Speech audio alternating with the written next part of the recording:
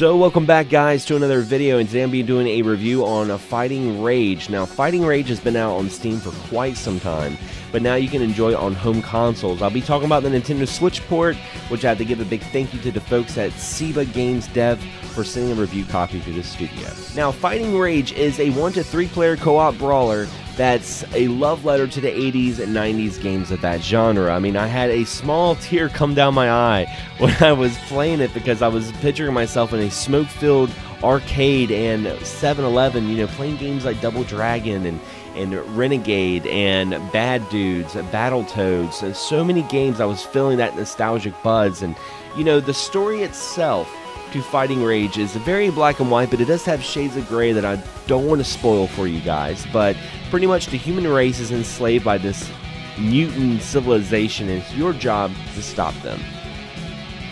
Now, from the get-go of the game, you have 3 characters to choose from. You have Gal, who is the female character in this game, and she's like pretty much on every cover of Fighting Rage.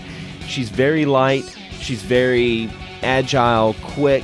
She's probably the weakest character out of the roster, but she's my second fave. I enjoy playing as her. She makes me think of Mia a lot from Samurai Showdown. And you also have F. Norris, who is probably my favorite character in the game because he has a lot of mannerisms and a lot of movesets that make me think of Guy from Final Fight. I was sitting there playing it, and I'm like, yeah, I can do this. I got this guy figured out, no pun intended.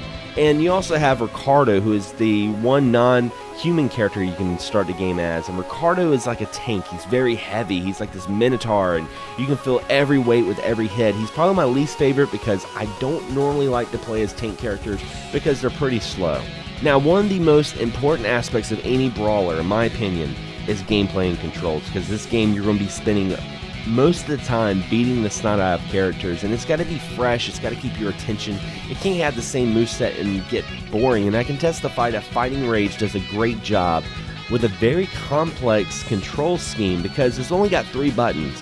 So if you're a button masher, you'll feel right at home doing like 40-hit chain combos and it's feeling like a complete badass. But if you're a fighting game connoisseur, there are going to be some aspects of this game that'll make you go, well, this is kind of cool because it features aspects like parry systems, cancelizations, and juggles. And of course, you have your basic necessities for any brawler, picking up items and weapons and using them against bad guys. And you also have SP meter for your special attacks. And when your SP meter goes down, like most brawlers, it will start taking away some of your health, so you have to use it very sparingly. Now, one of the things that I love about Fighting Rage is the content. This game has tons of replay value because the game itself has branching paths with your stages. You can determine how you want to take that path by saving a certain character before a boss battle. If you let them die, you go to another part of the stage or another area. So there's some replay value, there's multiple endings on that, so you'll find yourself going back and playing it more and more. And there's also tons of unlockables in this game, from special characters that you can buy